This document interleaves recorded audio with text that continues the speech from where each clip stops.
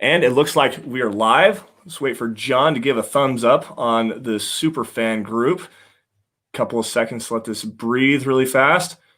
Oh, there it is. That's the thumbs up. We got green check marks across all platforms. Mile high hello, everybody in Broncos country, and welcome into another episode of the Dove Valley Deep Divers podcast. I'm your host, Lance Sanderson. Joining me, as per usual, is my good friend and colleague. He's your Denver Broncos insider and Mile High Huddle senior NFL draft analyst, the one and only Erick Trickel. Erick, it's finally time that we can say 2020 is done and over with. It is New Year's Day. Erick, 2020 is hindsight.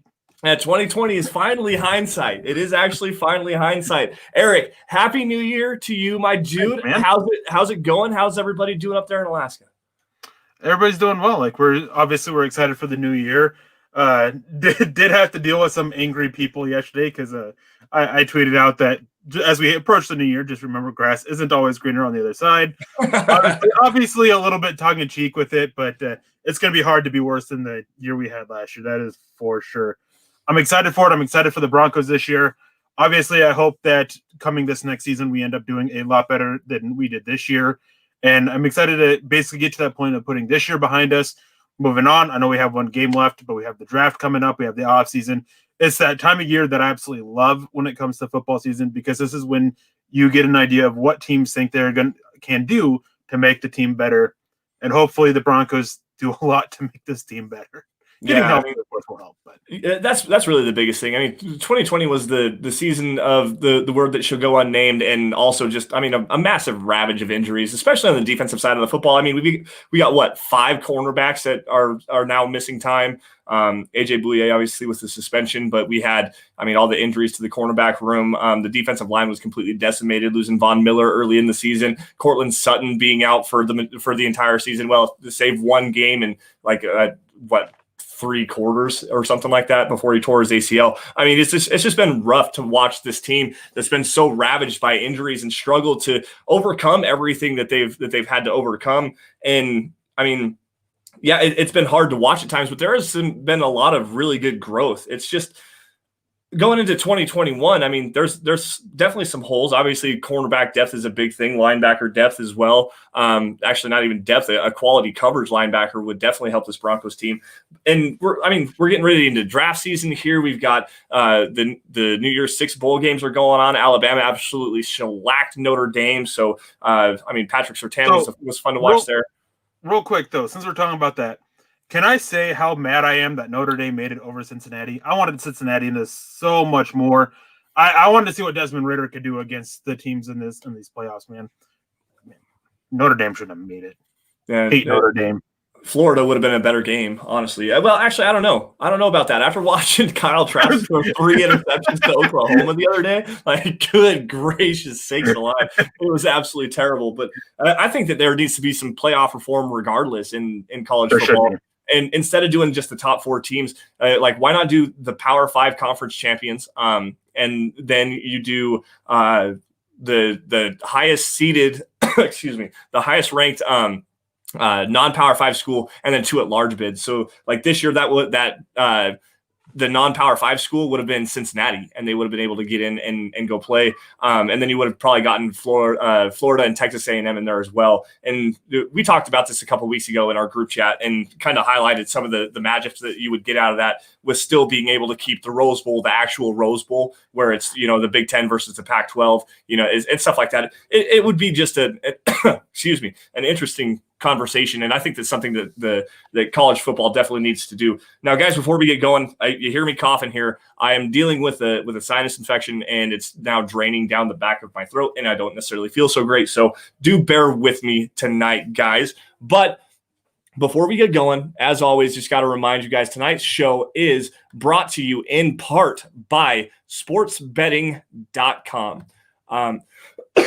Excuse me. Broncos country, gambling is now legal in the state of Colorado, and if you're looking to make watching and you're looking to make watching your favorite sports a little bit more interesting, sportsbetting.com is your no-brainer destination. And here is why. They have sharp odds and low juice, which means that they have in-house bookmakers and they're not a third-party provider of odds. And that reduced juice means that they have the best prices. They have hassle-free bonuses with a one-time rollover, meaning that the bonus money is yours after you bet it one time. Other sites, you got to go like 5 times, sometimes up to 30 different times of betting before you get that bonus money. They also have 24/7 live customer support, and there's always a real person in the United States. You're not getting a robot, which is just incredibly frustrating. You're not going to get somebody that you can't understand. It's really nice to have live customer support with somebody that you're going to be able to talk to. But here's the kicker, guys. Right now, after you make your first deposit, sportsbetting.com will match it up to $750. That's $750 in free bet credits. Plus, right now with the NBA season set to tip off, well, actually, it's already tipped off, and we've got some bets rolling in over there. You're also going to get $25 in free bet credits towards an NBA bet. So, guys, head on over to www.sportsbetting.com/milehighhuddle. That's sportsbetting.com/milehighhuddle and capitalize on up to $750 in free bet credits and start 2021 off on the right foot. Go make your guys some money. Also, guys, while we're doing this little matters of business, first things first, follow us on Twitter, me at Sanderson MHH, for Erick at Erick Trickel, at John K MHH for Bawana Beach, John Cronenberg. He's the guy running things behind the scenes. If you should see his face right now, he's giddy as a pig. I'm telling you, that's what John. Can we just start referring to John as the Wizard of Oz because he works behind the curtain? I mean, yeah, we really could. Honestly, one of these times I'm going to pop him into the stream just see if he wants to come and actually talk with us and whatnot. Anyways, guys, to continue on with this, and he's shut his camera off, so I can't actually do that. Follow at DVDD_pod is the easiest way to keep on with what's going on with the Dove Valley Deep Divers. Also, while you're at it, at Mile High Huddle, that's the mother account where you get breaking news and analysis on your Denver Broncos from your favorite Mile High Huddle personalities like myself, like Erick, like Nick Kendall and Carl Dummler, Luke Patterson, Chad Jensen, Zach Kelberman, the whole squad here at the Huddle Up Podcast Network. We throw our best written content throughout the off season is coming up here soon. So this is going to be really fun. We got a lot of draft coverage for you guys.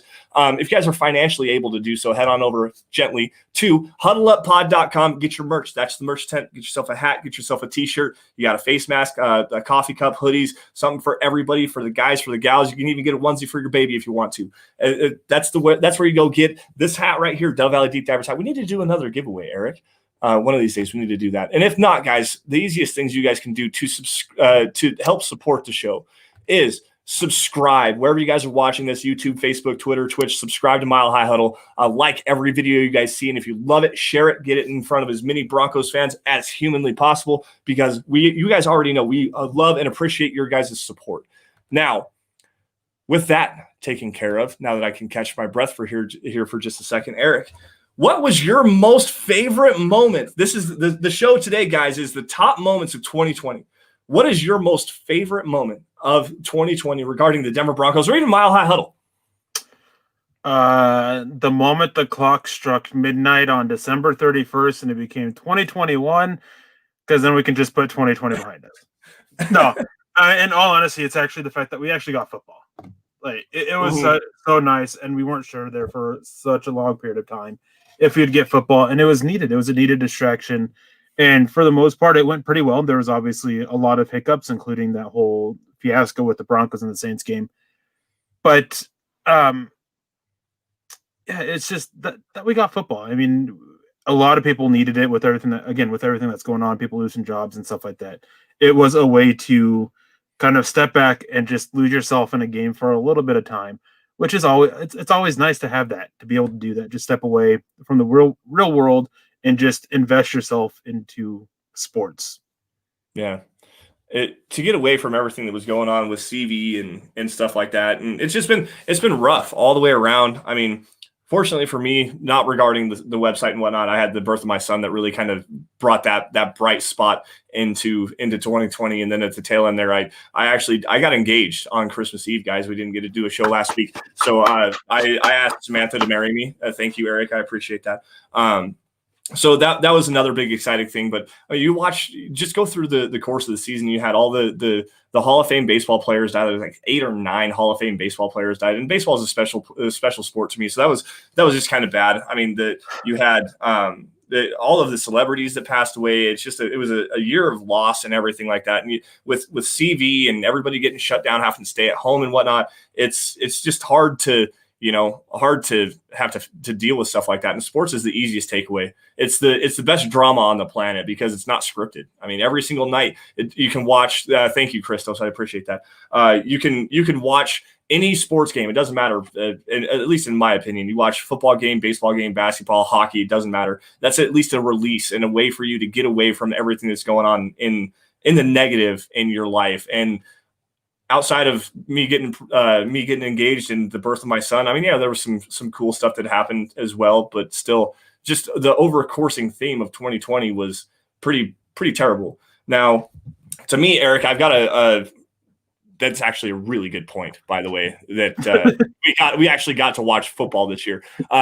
Charlie Beagle coming in here, and this is one that I'm going to go with. I have a few here that I'm going to kind of elaborate on. Charlie Beagle says we returned a punt for a touchdown and it wasn't called back, and that's actually my number 5. I've got 5 points here, guys. The Carolina game, that was a big bright spot to me for this Broncos team, specifically regarding to the Broncos. It was what we could see if everything pans out and everything clicks with this offense, because there was a lot of explosive plays. You had the high octane energy that was coming with that. And it was the first time that we saw the Broncos play complementary football in all 3 phases. The offense was really good all throughout the entire game. And the defense, yeah, they were really good in the first half. But when the defense wasn't able to get a stop, the offense was able to go back and score points and make an answer. And that's complementary football. You also had the punt return for a touchdown early in the game that got everything started off on the right foot. And then, I mean, outside of Brandon McManus missing the extra points and whatnot in that game, the special teams actually played very well in their coverage units. Now, Eric, what do you think about that?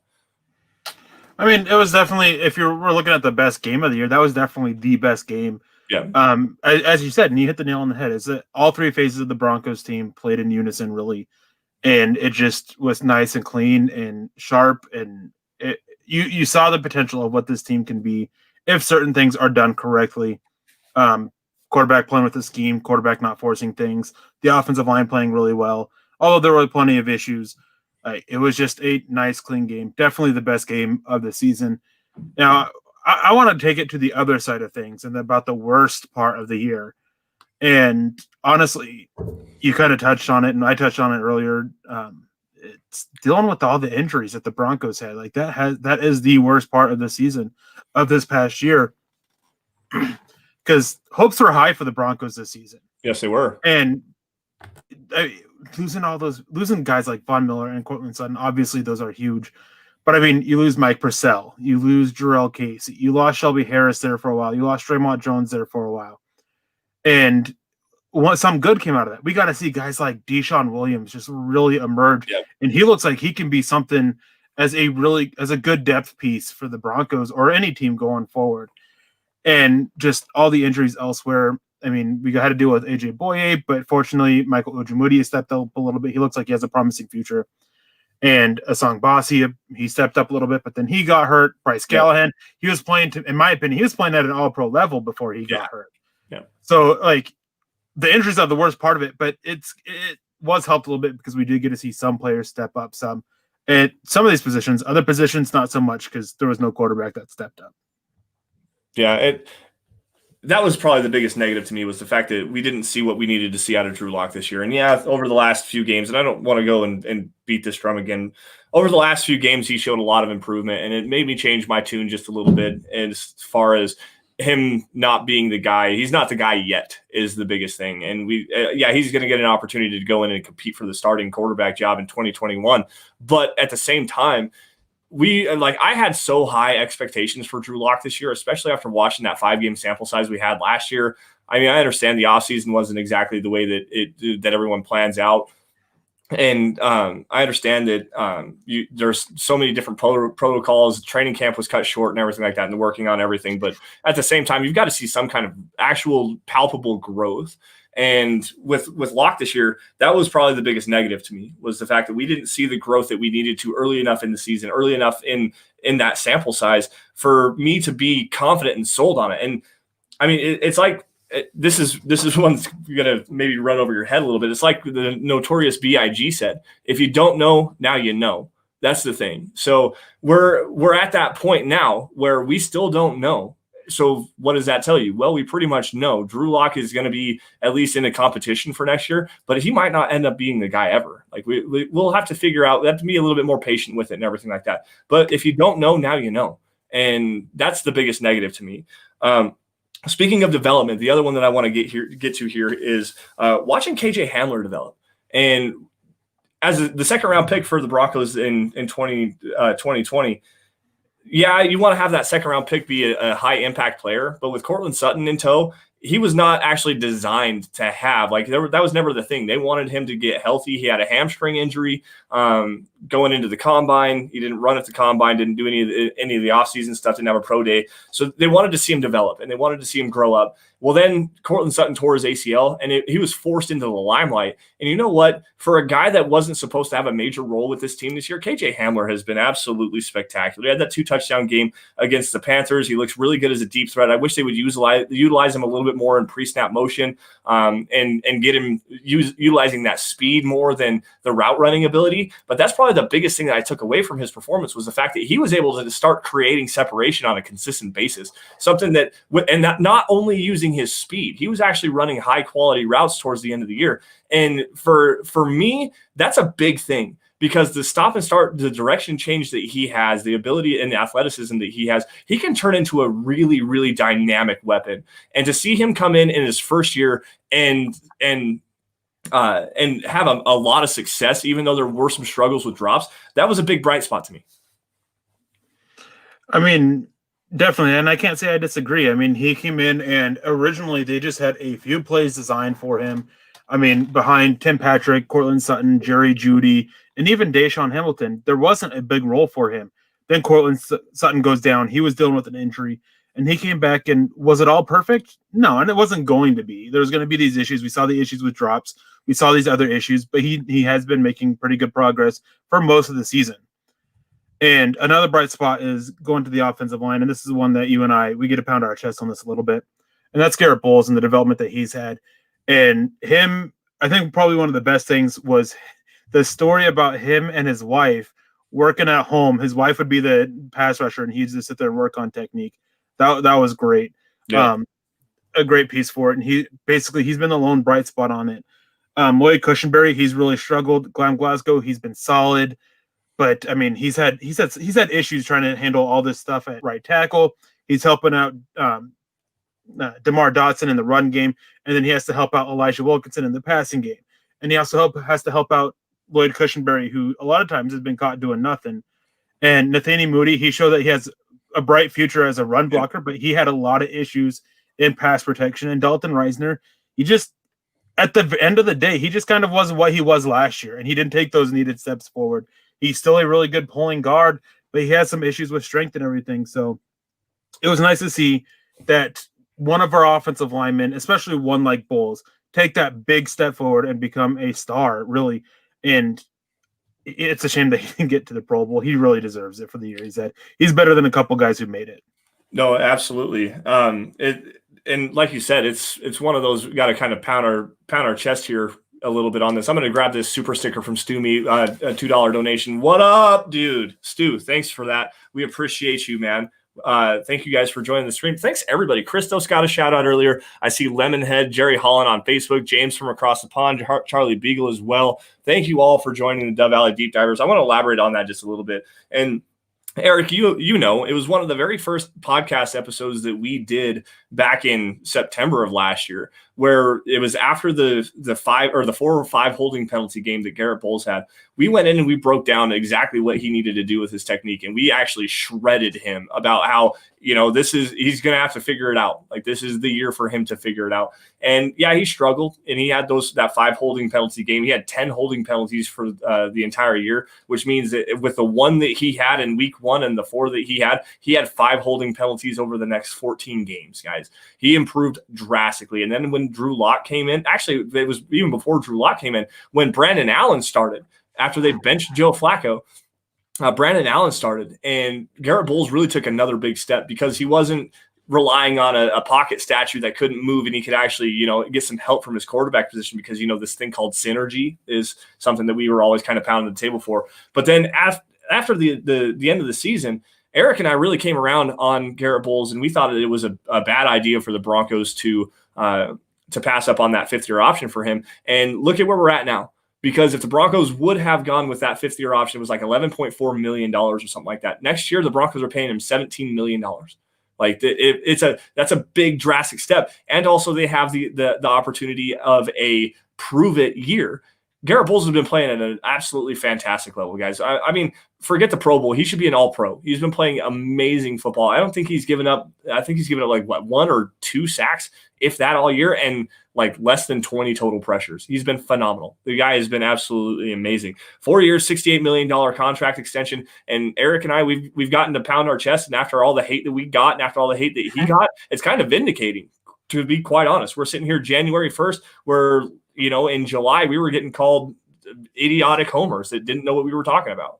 So, I mean, not to slam anybody or anything like that. It's so much. That was probably one of the biggest bright spots. The other one that I want to get to here is another contract extension. And Eric, you mentioned his name earlier, and it was a shame that he ended up getting hurt this year. I got to cover a story for Mike Purcell after he got his contract extension, and being able to cover that story and just learn about a guy that has gone through just miles and miles and miles of struggle to finally get rewarded for the work that he was doing. And not only in the running game like he was last year, he was actually starting to get a little bit of some more attention in the passing game this year as well. He got that 3-year, $11.5 million deal, and to just kind of learn his story a little bit. He was obviously undrafted, bounced around the league. I think that there was a time where he was signed by New England and then released the next day. They waived him the very next day. He was in Chicago twice, bounced all over the league, and finally hung up with Vic Fangio in Denver because he was with Vic Fangio in Chicago there for a while as well. And San Francisco too, wasn't he? Yeah, he was in San Francisco as well with Mike Purcell. In fact, he was undrafted, and Vic Fangio picked him up in San Francisco. That's where his first start was at. But so after he left Chicago, and that was when the Alliance of American Football came up, and he was with the Salt Lake City team. I don't remember the team name, but after the AAF went defunct, Mike Purcell actually wanted to be a firefighter. His lifelong dream was to be a first responder, and he wanted to become a firefighter. He was actually taking firefighter classes while he was with the Salt Lake City Stallions, I think is who it was. But ended up getting an opportunity to come in OTAs and did a veteran tryout and stuck on with the team, and they rewarded him handsomely. And that's just one of those perseverance stories that you don't hear a whole lot about. Like, I'm not necessarily sure a whole lot of people know that story about Mike Purcell, and to be able to cover that was a bright spot for me, just because to see the from ashes to new aspect of it it's just a great story. Oh yeah, definitely. And I always I had a soft spot for Mike Purcell. I remember watching him in the preseason last year, and he just played hard. He played hard every single snap. There were issues that he had. He wasn't the best pass rusher. He was just a run stuffer. But Denver needed that, and he was the guy in the middle who brought that in Denver's run defense after the week 4 when they made those changes. Denver's run defense got quite a bit better, and he was a big reason for that. He worked hard, and he deserved his extension, and that is definitely a bright spot. But now, moving this a little bit forward, what's one thing that we want to see from the Broncos this year? Just continued growth is the biggest thing. And quite honestly, it's growth from number 3. That's what I want to see. I want to see him actually step up and take that job. I want to see I want to see more consistency with his footwork that has been marginally improving, but not very much. I want to see more improvement in his decision making and not making these hero ball throws when he gets out on the run and making the right decision. Eric, I know you and I disagreed on something earlier in our group chat earlier this week regarding that interception that he threw in the red zone against the Chargers. To me, and I know where you and I agreed on this, was you got to take the points there. I after going back and rewatching. Yeah, it is hindsight. And after watching what he was trying to do, I see what he was actually trying to do. But that's one of those. It's just a compounding part of the snowball. There, you see the same mistakes over and over and over again. And I want to see the elimination of those mistakes, because something that nobody really wants to talk about with regards to Drew Lock is we're seeing the improvement with the consistency and the good. We're not seeing the improvement with the elimination of the bad. The consistency of the good, the things that he already did well, he's consistently doing them on a more regular basis. And that you can't deny that. But the things that he does bad as well are still there. They are still the same mistakes over and over and over again. And when we see the elimination of that, then maybe I'll change my tune a lot in a more positive direction to him. But if we're going to continue to see him make those same mistakes every single week, then I'm going to remain where we still don't know about him. He has all the tools, all the ability of being a top 10 quarterback, like Tim Jenkins wants to say on his YouTube page. Yeah, I see that. But if you're going to be a bottom 3 level player as far as turning the ball over, like a Ryan Fitzpatrick, yeah, Ryan Fitzpatrick has all the tools of being a very good, high quality quarterback, but he doesn't know how to not take care of he doesn't know how to take care of the football. So you can have all the tools, but if you can't harness that and then play responsibly, you're never going to be the guy. And mine's kind of on that same note, but it's a little bit different. And mine is, I want to see the growth from the coaching staff. There you go. Not just with coaching the players, but with developing the players. Yeah. And we got a comment about Drew Lock and how it's on him, how Lock knows what he needs to fix, and he does. And it's on him and Pat Shurmur. And it's not on Pat Shurmur. It's on Mike Shula. Mike Shula is the quarterback coach. He's the one that's directly there working with Drew Lock to get him developed. Pat Shurmur's overseeing the whole offense, guys. Got to remember that. He's the offensive coordinator. And while he is working with Lock, it comes down to Mike Shula first and foremost. Yep. Mike Shula is the one that's got to help Lock get that improvements made. And one thing, too, is, and I would talk about Bulls, is I want to see those players, these younger guys, do that this year. Even if there's training camps and OTAs and all this stuff like that, I want to hear these stories about them putting the work in at home, too. Having their girlfriend, their brother, their mother, whoever it is at home, sit there and be working with them, helping them with the technique and stuff like that. Because to me, that's the biggest sign of I really want this. I really want to get better. Is that you're putting in that extra work in, even at home. Basically, you're not taking time off, and that's what I want to see from these guys. And it starts with the coaching staff. And these coaching staff, these guys, they got to know, outside of a couple of them, like Bill Kohler, like, okay, yeah, he's probably one of the best guys in the business. Mike Munchak, he's probably one of the best guys in the business when it comes to developing them. But some of these other coaches, like, I want to see them take that next step in their ability as a coach and see that translate through the players on the field, which if that all happens, Denver should break this losing streak that they have and see them progress forward and get another step closer.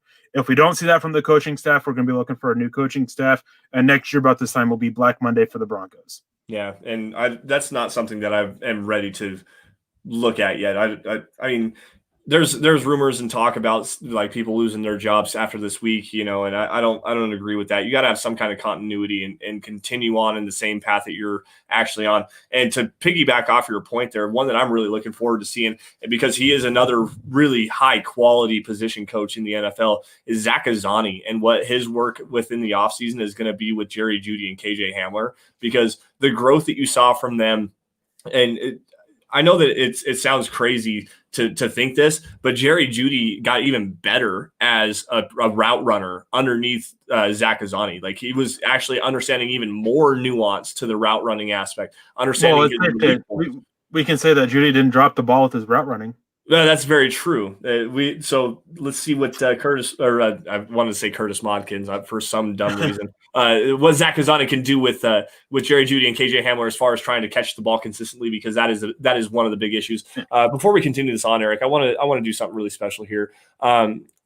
Super Chat Superstar one of the greatest supporters of the show, of not only our show, of the entire Huddle Up Podcast Network, Black Knight, coming in here.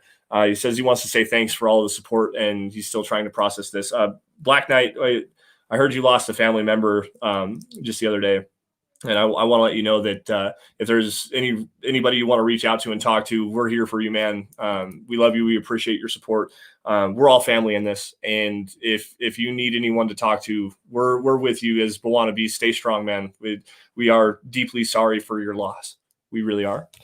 Losing a family member this time of year is always rough. And not this last Christmas, but the Christmas before last. So 2019, I lost my grandmother on Christmas Day. So I kind of get a sense of what you're going through. So if you want to reach out to me and just talk or have an ear to listen, somebody to listen to, I'm here for you. Like, thoughts are with you. And sorry for your loss, man.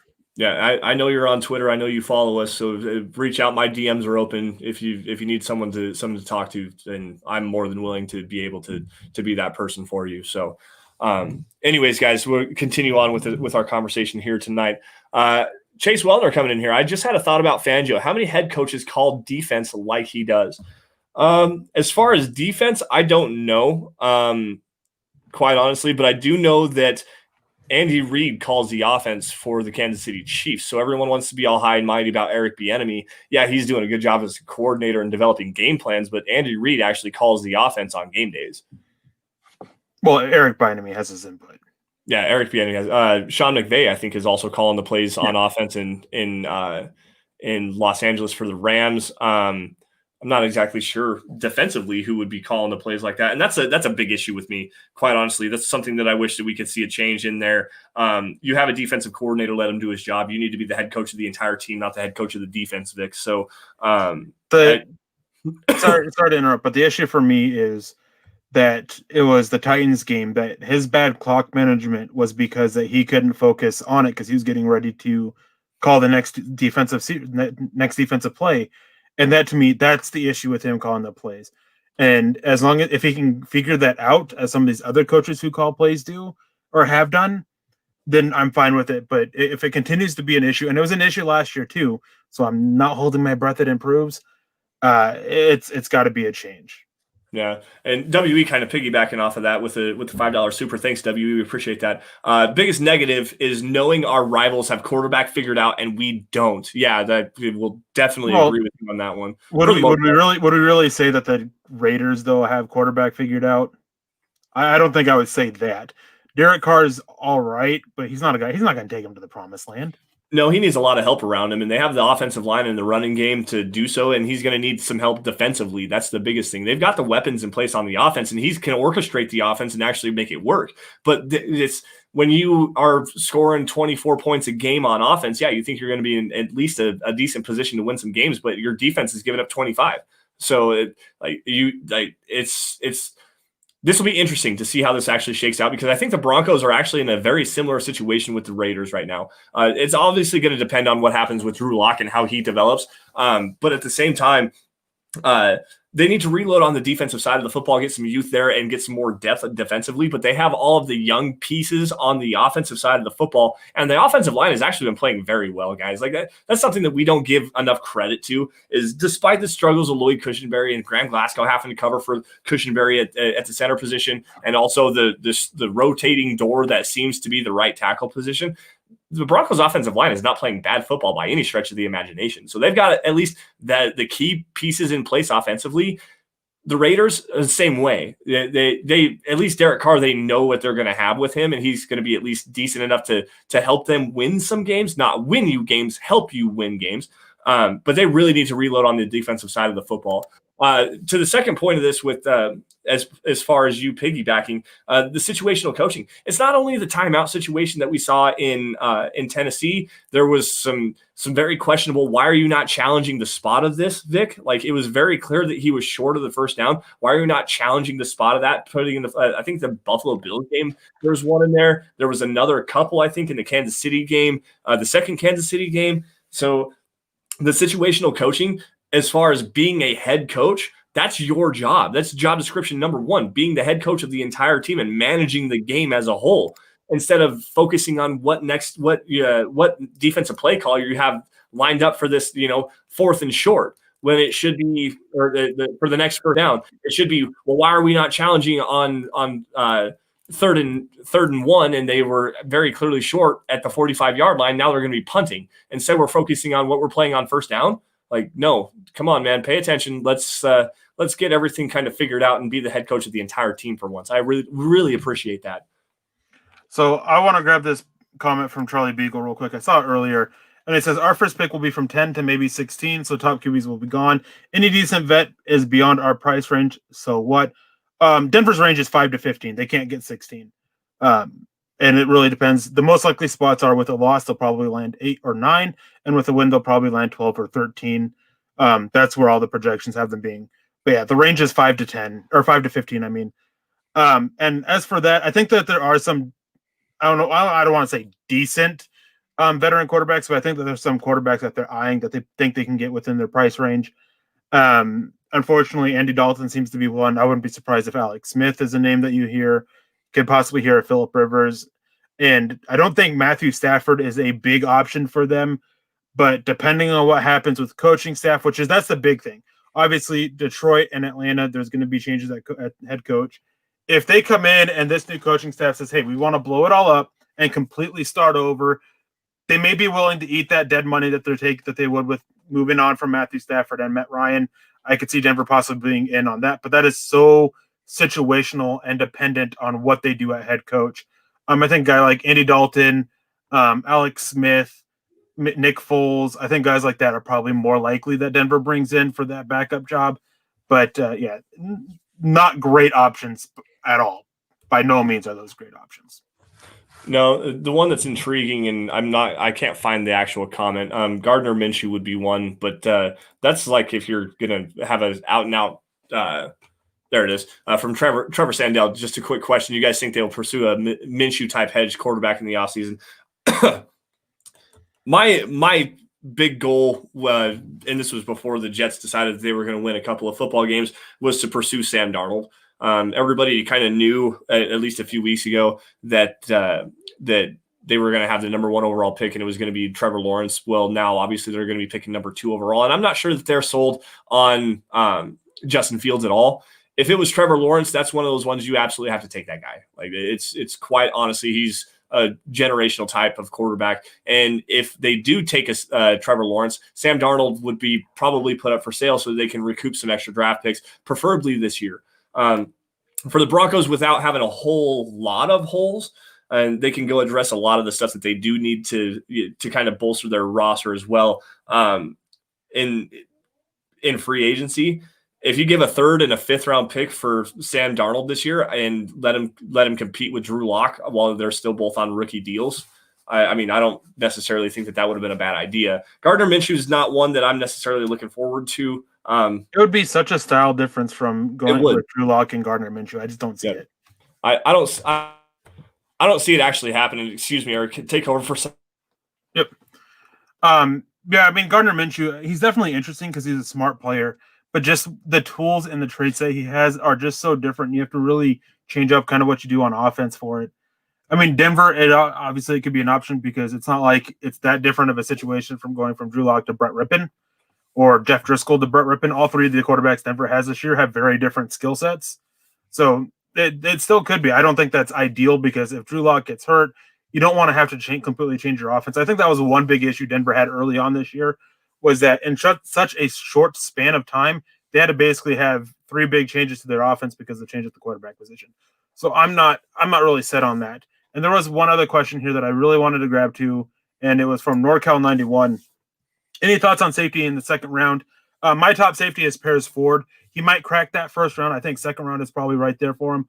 But Morig from TCU is a guy who I also really like. Yeah. He's more of a single high, but he can definitely work in that cover 2 that Vic Fangio runs.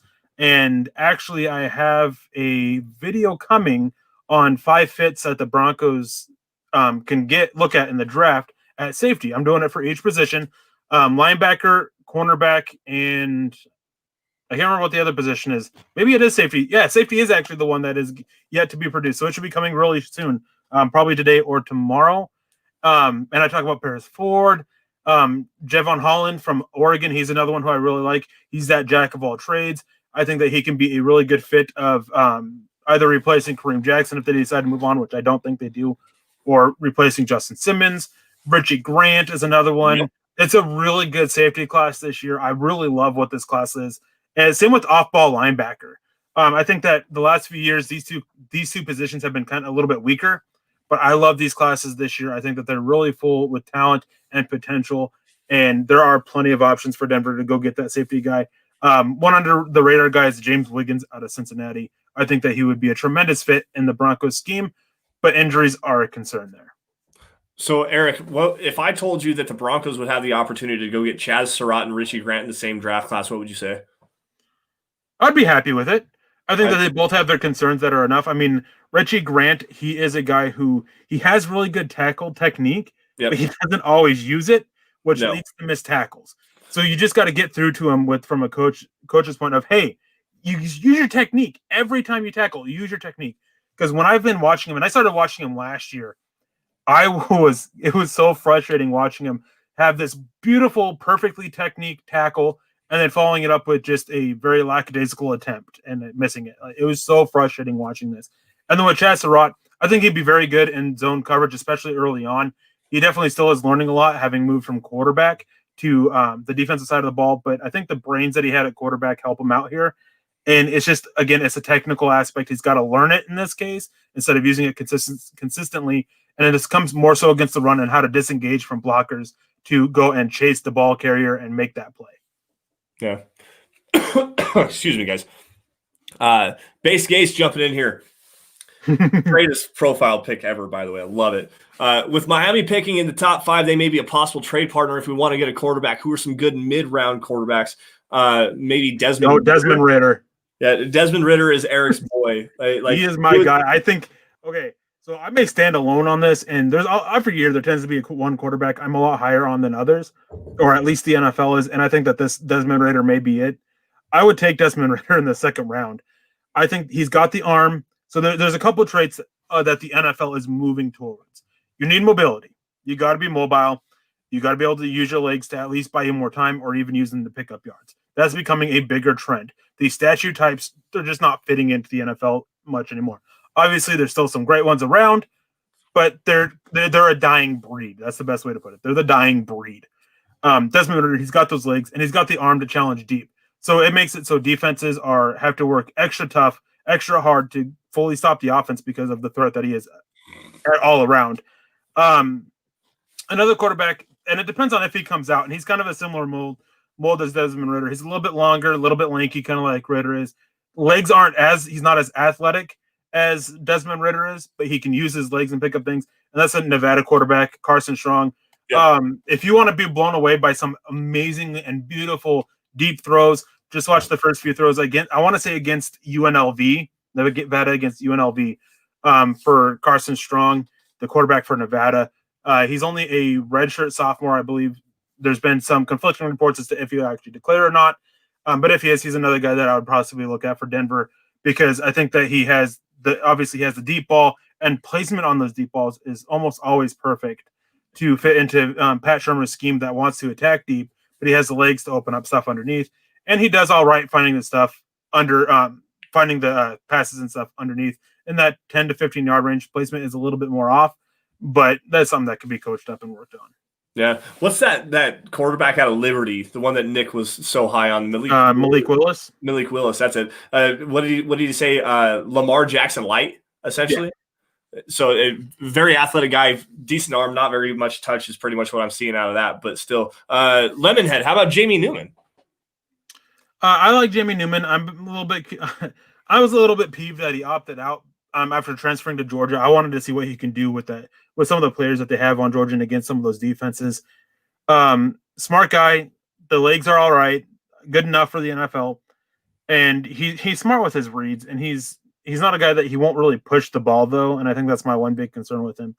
When he does try to push it, there's obviously some issues with the arm strength and everything. But working that kind of a dink and dunk type offense, I think he can work very fine in doing that. And I mean, with the pieces that Denver has with Cortland Sutton, Jerry Jeudy, KJ Hamler, Tim Patrick, Noah Fant, they could really use a quarterback like Newman and work well with the dink and dunk style offense. Yeah, that's fair. I want to go back to that question from Base Case really fast regarding the Miami Dolphins at 3 and potentially be like a possible trade partner. Let's go back to number 2 overall one time and the New York Jets, because again, like I said, it sounds like they might be willing to, recoup some more draft picks because they know they got a lot of holes. If you can possibly swindle the number 2 overall pick out of the New York Jets, Trevor Sandell coming in here, and he says the only first-round quarterback I think would be a good get would be Zach Wilson from BYU, but it's not likely to happen. That would be the case. If the Broncos were actually willing to move, like to mortgage the farm and move a couple of first and second-round draft picks to go from, let's say they get to 7 or 8, which is a high possibility. They lose to the Raiders, that's probably going to be about where they're at, 7 or 8. You give up a couple of first-round picks, a couple of second-round picks to either Miami or to the New York Jets. That's an option right there. That definitely is an option. And it also goes into what both of those teams kind of want to do.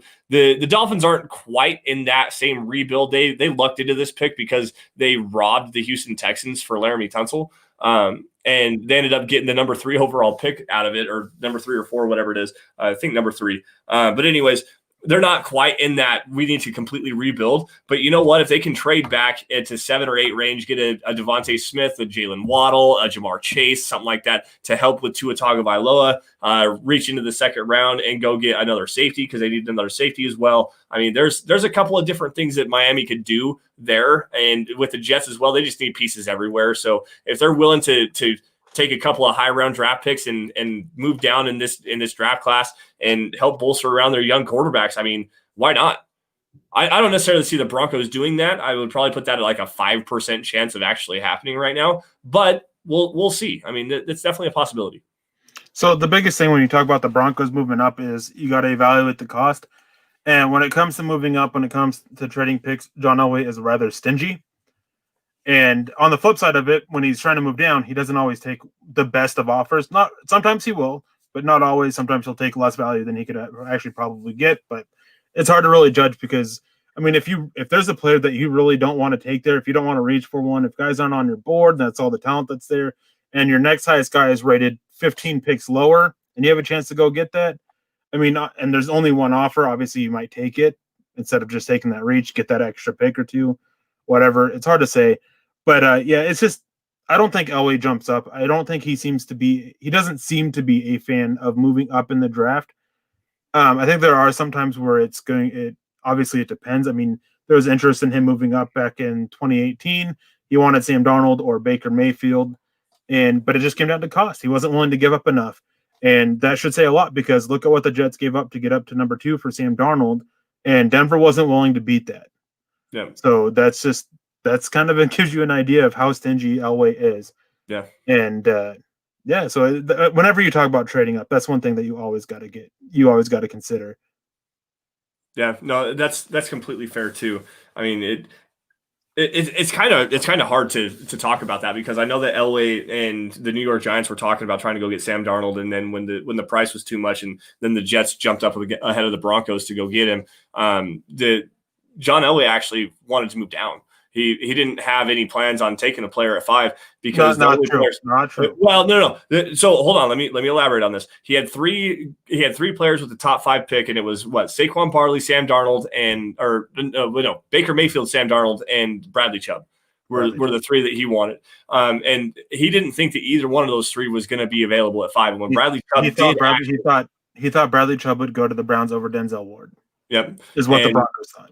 Yep. So John Elway actually had a trade worked with, I believe it was the Buffalo Bills to trade out. Yep. So that they could come up and get Josh Allen. So that's what tells you the Bills thought about Josh Allen and what the Broncos thought about Josh Allen. So that conversation can die, please, forever. Yeah. And just real quick on that is with the whole thing of Denver should have drafted Josh Allen is you have to make the assumption that person's thinking that Denver would have been able to develop Josh Allen as the Bills have. And if you look at the coaching staff that they had back then, that's not happening. Vance Joseph and them, they're not developing Josh Allen the way that the Bills have. And I know everybody talks about how his improvement in the passing stats and everything like that from year 1 to year 2. But, I mean, it's that's the point, is that they developed him. And if they took him, they're now bringing in a new coaching staff and having issues with that, not the continuity that they have. And it's the argument that people make with Drew Lock, which is part of the reason why it's a little bit frustrating, but it's whatever.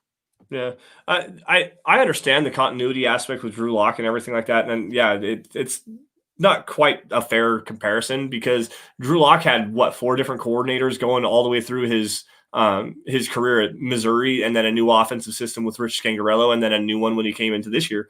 Like it's a hard comparison. It's hard to draw some parallels there, but it's easy to see the same kind of thing. Well, if he has some continuity, then maybe he could grow and develop. But the problem is, Josh Allen had something that Drew Lock doesn't have, and that's the ability to move the football with his legs. Like Denver should have drafted Josh Allen so we won't develop him, and people can complain that we drafted Paxton Lynch 2.0. I mean, there you go. And that's also another thing. The Broncos had just taken Paxton Lynch. Like they were still waiting on that last gas effort for him, and seeing what could potentially happen with him. I understand the want and the need to. You can look at the hindsight being 2020 of the whole situation, but at the same time, regardless, I don't know. I'm spinning myself around in circles here because I have 2 comments here I want to get to, and then we have a super chat. Charlie Beagle says, "Give Drew the 3 years Allen has had, and we'll see then." The thing is that Josh Allen showed tremendous improvement as a passer from year 1 to year 2, and then again as year 2 to year 3. And on top of that, he offered up so much with his legs that you were able to give him more time because the Bills won games. I got one more point. That's what it comes to. I got one more point to actually add to that. Josh Allen, they traded up for in the first round to go and get. They made a massive investment to go and get Josh Allen. They knew that they were going to have to give him some time.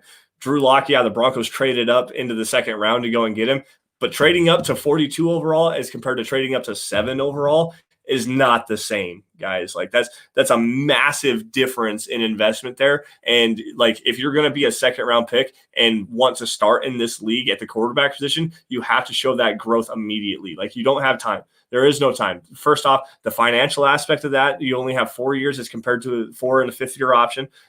You also don't have the luxury of just the fact that you're a second round pick as compared to a first round pick. Like people want to hold on to those first round picks as long as they possibly can. The Broncos got rid of Ty Sambrailo after 3 years at the tackle position because he just wasn't the guy. Never took that step. He had a 5-sack game against the Vic Beasley that literally made his career. Like it doesn't a second round pick, teams are way more likely to move on from that than they are the first round pick. And that's just a fact.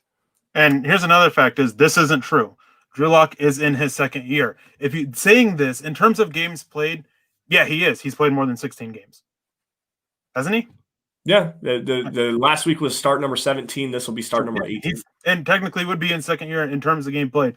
But this is such a stupid argument and a stupid comment too. Not trying to piss you off, Charlie, or anything like that. But when you sit there and you say this, you take away everything else that the quarterback learns on during the season. And I know that there's been issues with Drew Lock from last year and this year that have impacted the offseason stuff and everything like that. But he still got that time. He still has that time. He still knew what he needed to work on this offseason, and he did, and it didn't translate onto the field. Obviously, learning the new scheme and everything like that, those had created complications as well. And it's just a bad comment. It's just a bad one to make. It's just, and then the other comment I want to take is from Black Knight. He says, "Do you see us getting a new OC after the season?" No. Continuity. No. You want to see the continuity. Everyone wants to preach continuity for Drew Lock, and that's what's going to help him. And if you're going to get rid of Pat Shurmur, you might as well release Drew Lock too and go into the draft with the balls to the wall. We're going to get our guy. Like, quite honestly, if that's what you're going to do, then that's what you're going to do. If you're going to reset everything, you start over from scratch. Trevor says that we hit the nail on the head. Yeah, and Eric, you did. Back to that point is he still had time with coaches. Rick Scangarello and going from the offense, from that offense to Pat Shurmur's offense, yes, there are changes that are needed, but he still knew what technique he needed to make. He still had the time. In terms of games played, Charlie, you are technically correct. It is just a terrible way of looking at it. Mm-hmm. The one thing that I want to actually add to that is, yeah, he didn't have the opportunity to work as far as practice reps, and yeah, actual game experience definitely does matter. That's fine. But you have the entire opportunity to sit in the film room and watch tape, and you have all of the off-season program that you can work with and everything like that. There's a lot of, well, maybe not this year. The off-season program was cut short, but you already, you're also overlooking the fact that they went out and held private throwing sessions for everybody. Like the entire offense was out there in July running the full playbook, quote unquote, from Drew Lock. They were running the full playbook. And he's but out apparently there. All that matters is games played. So let's move on. Yeah, I mean, let's wrap this up. Yeah, it's a silly argument. I mean, I understand where you're coming from with that, but at the same time, it's to me, I don't want to hear it. That's an excuse. It's an excuse more than a reason. It is. So Keegan McDuffie coming in here with a $2 super. Drew Lock needs to improve, and it was a tough year. Yes, it was. It was definitely a tough year. He does need to improve. He needs to improve in his decision making, his ability to read and react to what's in front of him, not to being a see it, shoot it type of thrower. And he needs to develop some more pocket awareness, which I thought was a big strength of his coming into the season. And when you watched him in his first 8 games, it was absolutely terrible. He had no pocket awareness because he'd hit the top of his drop, sprint to his right, and throw the ball out of bounds. So, I mean, you want legitimate reasons, we'll give them to you. You want to make excuses, then I'm sorry, you can go listen. No, we're just yeah. But anyways, guys, I think, you know what? I think we're going to get out of here before we get a little bit heated and say some things we don't necessarily see that need to say. Also, I'm feeling a little crappy tonight, so I do apologize for that. Thank you all for joining the Dove Valley Deep Divers. You guys can follow us on Twitter. Real quick, we got a deep dive, and I want to address this. Okay. An occurred season is 6 games played. Drew Lock played 5 last year. He was almost at an occurred season, but he actually was because he was on injured reserve. If it was by games played, things would be a lot different in the NFL. Doesn't matter how many games you played if it's a season or not. Drew Lock is at the end of his second year. Plain and simple. You want to complain about that, right to the NFL because they're the one who said it that way. Yeah. Kenneth Booker with a last-minute super chat here. What's the chance we sign Shelby, and at how much? Man, that's such a tough question, especially right now. I would love to see the Broncos sign Shelby Harris. At how much?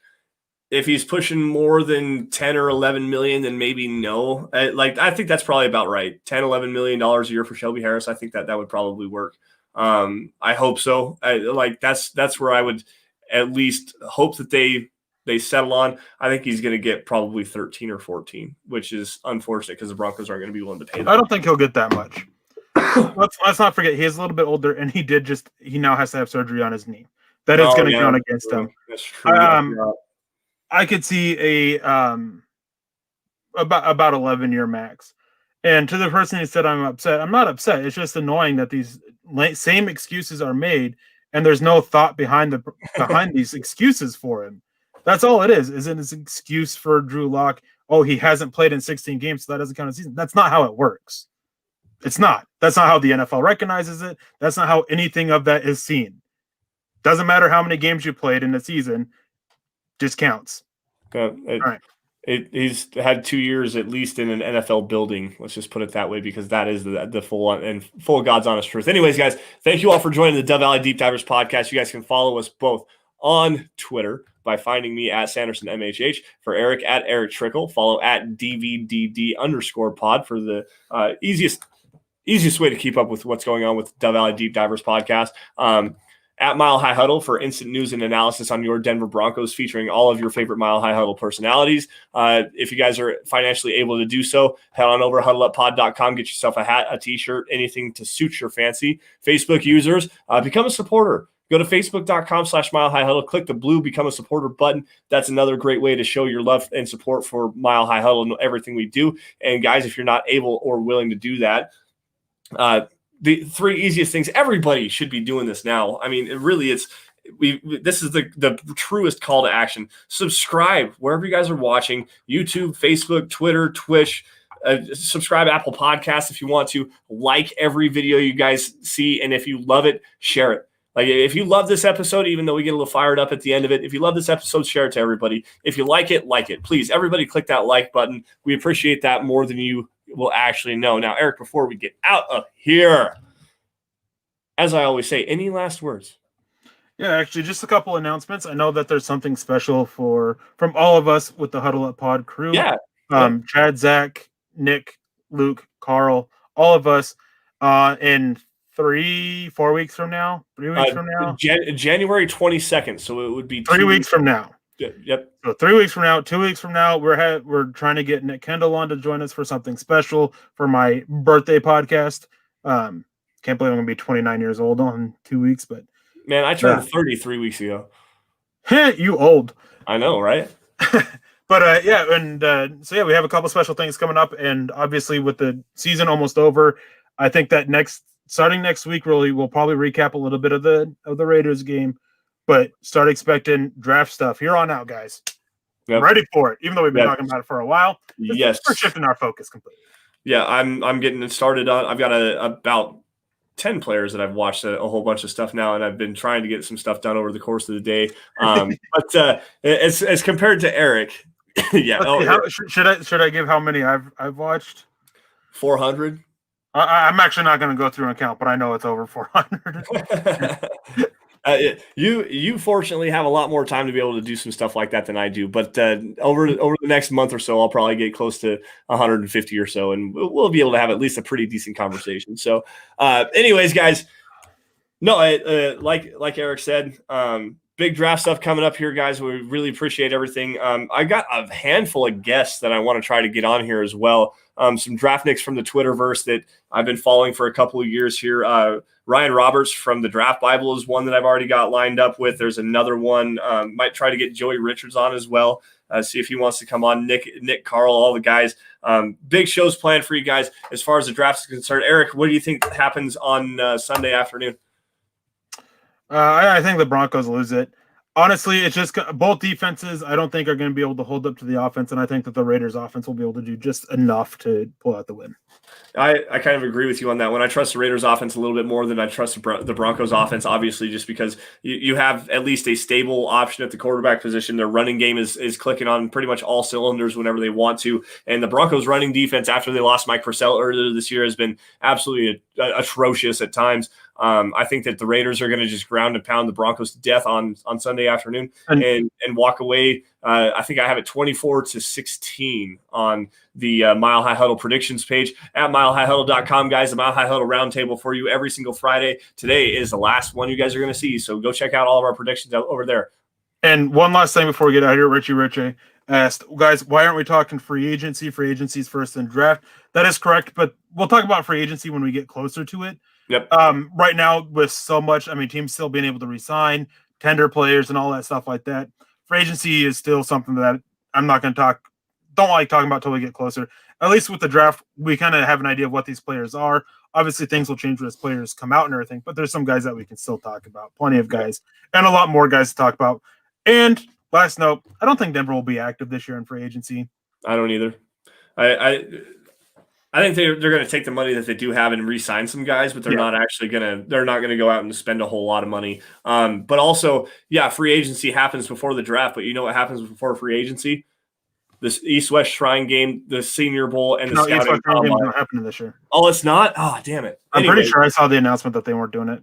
Well, regardless, the scouting bowls happen and the combine happens before free agency starts. So we're going to start talking about the stuff that's at least on our minds right now. But anyways, guys, with that, we're going to get out of here. Thank you all once again for joining us this weekend. Have a great and happy New Year to everyone. Stay safe this weekend. Don't do anything that I wouldn't do. And we will see you guys next week. Same time, same place. Enjoy.